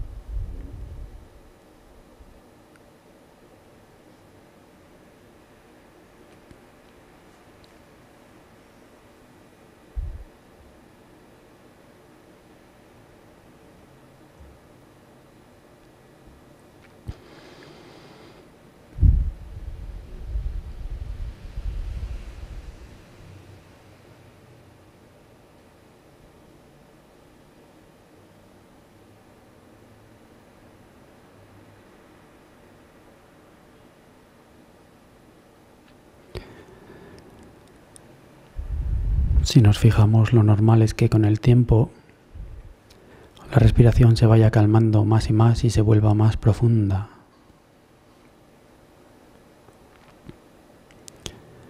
Más calmada.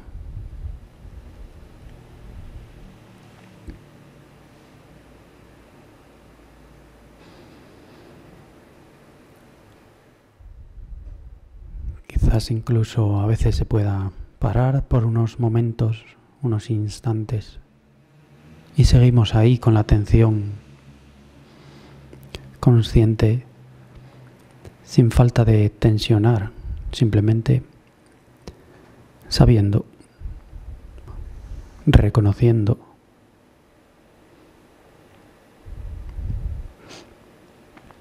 cómo son las cosas en este momento, en nuestro cuerpo.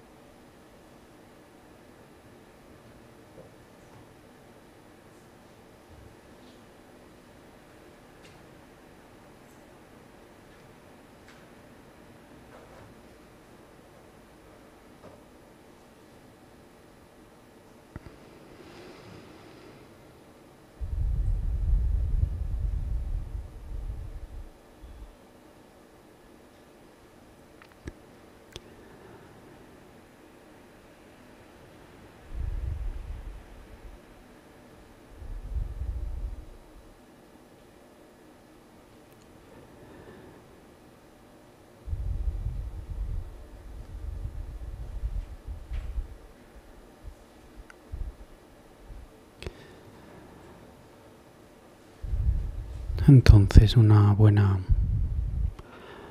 postura de meditación, como decía, con la espalda erguida en el aire, recta, ayuda a que cada momento que pasa creemos energía, ayuda a permanecer con la mente despierta, porque si no, el sueño entra.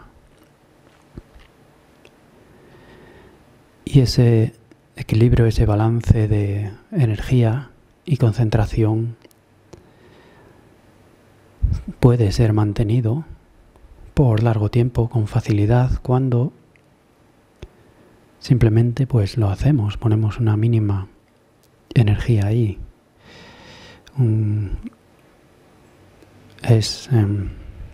Se vuelve fácil cuando la mente está acostumbrada. O cuando no está acostumbrada, pero sí que pues ahí estamos, ¿no? Ahí seguimos con ese interés, igual que al principio, manteniendo esa atención enfocada.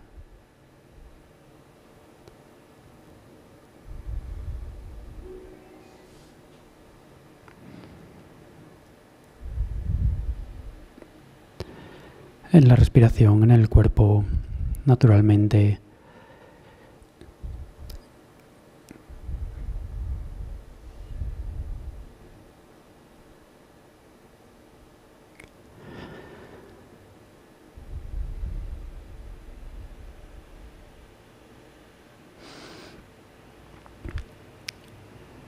que por lo general se siente más fácil en las fosas nasales,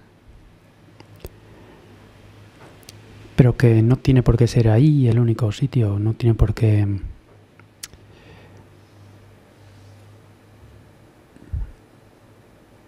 estar fijado. Lo que sí ha de estar fijado es esa consciencia.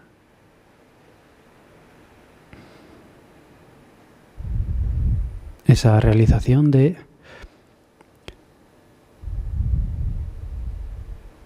lo que ocurre.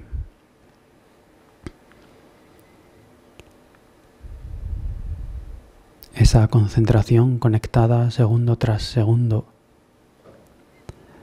como una cadena de momentos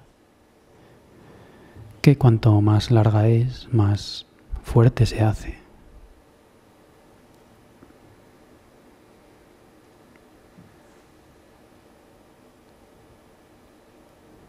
No solo en tiempo, sino en potencia.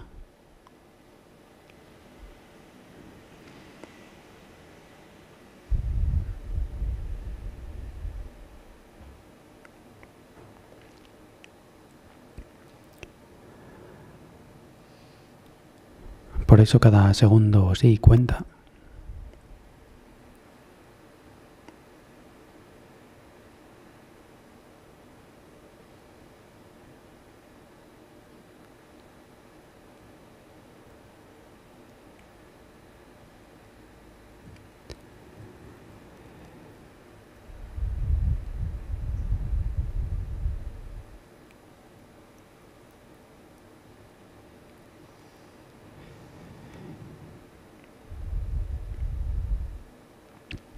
Y esta meditación se puede hacer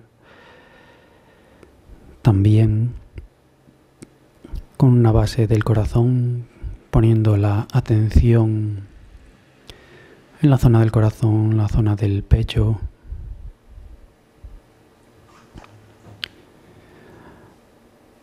No hace falta definirlo exactamente, solo hace falta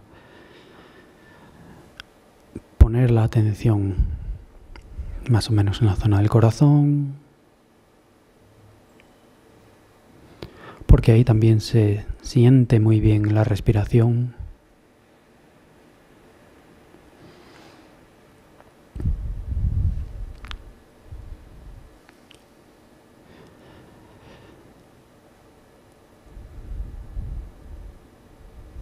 Se sienten mejor los sentimientos.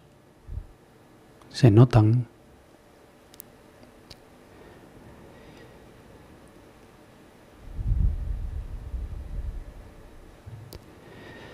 Y esto nos puede ayudar mucho, nos ayuda a hacer una meditación en la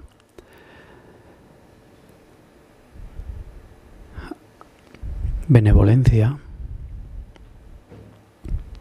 hacia nosotros y hacia todos los seres.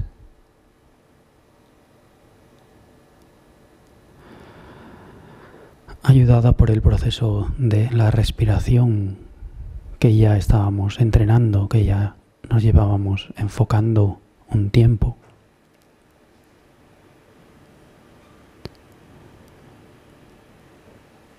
Entonces el corazón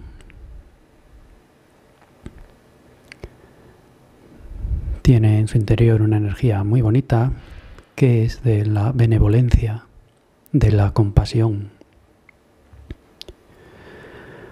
No tiene que ver con el amor pasional, sino que es el amor universal, que no depende de condiciones, lo que haga o deje de hacer otros seres, o lo que nos digan sea bonito o no tan bonito, pero sí que tiene que ver con el desear el bien, el bienestar a nosotros mismos y a todos los seres existentes, frágiles o resistentes.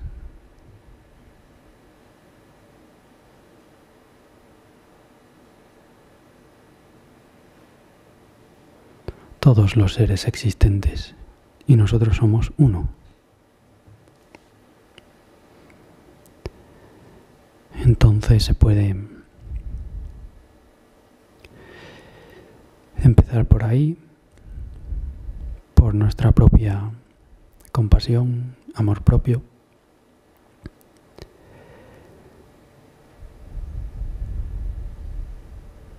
Benevolencia.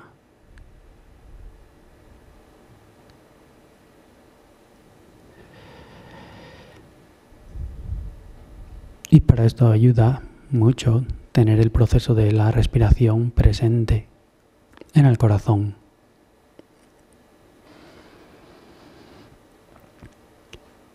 Porque las energías van y vienen, lo mismo que la respiración va y viene. Entonces se pueden perfectamente fusionar esas dos cualidades y hacerlas una.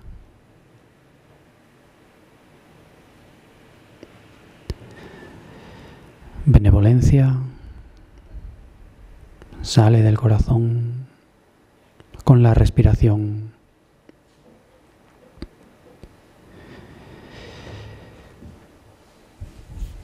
Y en la inspiración, cuando el ciclo vuelve y se completa, pues recibimos lo que haya en el mundo. Aquello que haya, sea como sea, a veces es más bonito y otras veces menos, pero se recibe con benevolencia, sin aversión, sin odio.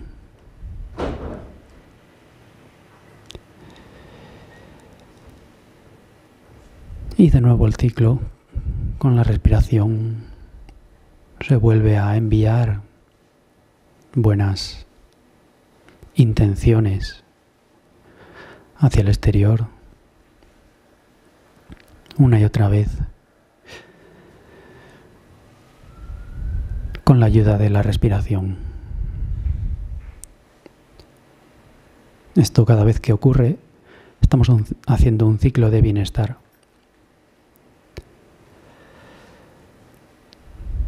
Completando ciclos de purificación emocional, cada vez más profundos. Y aunque nos cueste a veces, es normal, esto que puede llegar a costar es porque estamos haciendo algo, requiere un esfuerzo, o sea que sí. Es un trabajo, es un desarrollo, no simplemente ocurre, sino que lo desarrollamos con cada respiración literalmente. Desarrollamos nuestro corazón al mismo tiempo que la consciencia en el presente.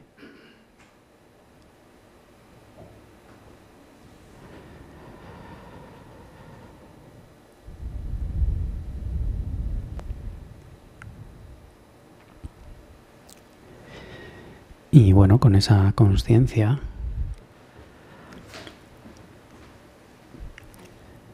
cuando decidimos quizás abrir los ojos y funcionar en el mundo, podemos mantener esa atención en la respiración. No hace falta pensar sobre ello, pensar cómo funciona, simplemente pues hacerlo, seguir ahí, como hemos entrenado en el periodo formal de meditación sentados.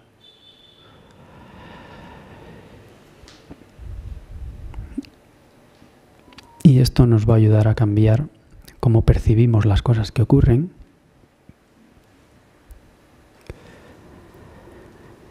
Y gradualmente, pues sí, hay una mejora de energías, una mejora interna. Primero es una mejora interna y luego todo eso se va, por supuesto, a traducir en mejoras externas, en cómo vivir, cómo ayudar a la gente cuando se puede, cómo aceptar los momentos en que no se puede, cómo tener sabiduría para distinguir ambos, esa claridad mental, y cómo a veces simplemente tener ecuanimidad y dejar las cosas ser cuando es lo mejor que se puede hacer.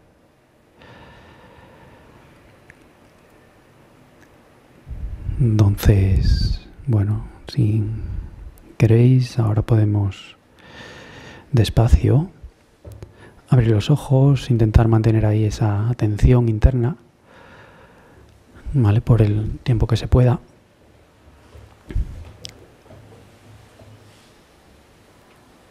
Y esto, pues ya es una cosa que da un espacio emocional, además de un tiempo, para que las cosas que hablamos lleguen más al corazón, a través del cerebro, claro, pero que puedan realmente llegar a áreas más profundas y hacer cambios en la vida. Entonces, las cosas que digamos ahora, seguro que se absorben mejor que cuando estamos hablando, que quizá venimos de un mundo muy agitado y la mente, pues claro que está agitada. Entonces, cuando hay esa agitación no tenemos la capacidad, el espacio para recibir demasiada información, porque primero hay que procesar la que ya tenemos, que suele ser mucha, procesar, asimilar y luego dejar un espacio para información nueva.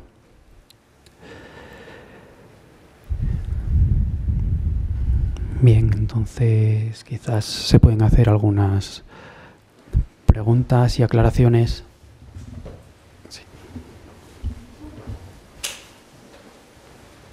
Vale, pues bueno, espero que se haya oído.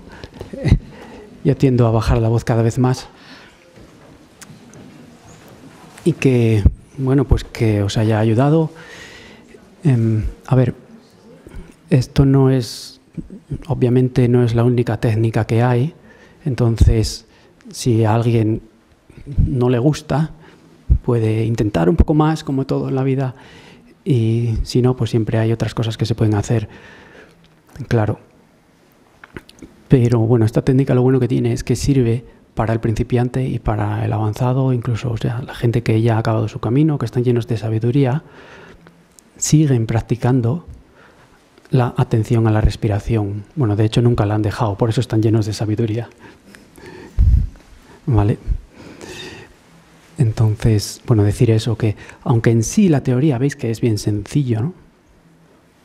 La teoría en parte no puede ser más sencilla, lo comprende hasta un niño pequeño, pero la práctica también habréis visto que no es tan fácil, no es tan sencillo, porque la mente pues tiende a saltar y a hacer todo tipo de cosas que no le hemos dicho que haga.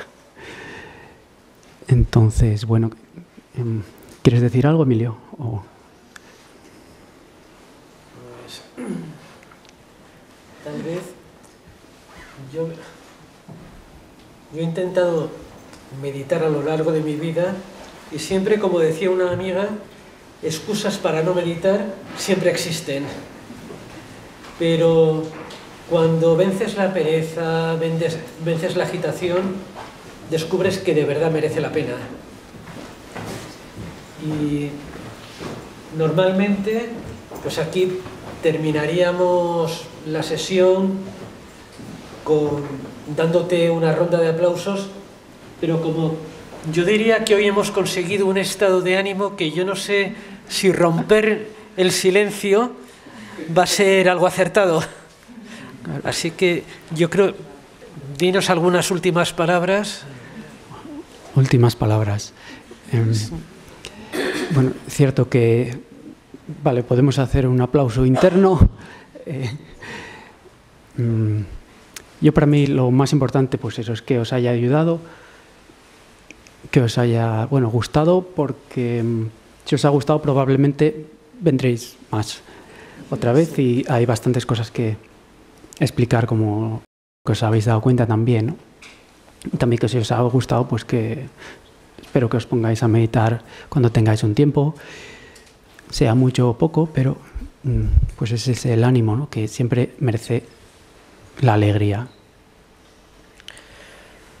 Pues muchísimas gracias y te despedimos con un aplauso interno. Entonces, bien, en Tailandia se hace así, en Asia se hace así el aplauso interno. Pues gracias por invitarme y encantado de estar aquí, de haber venido.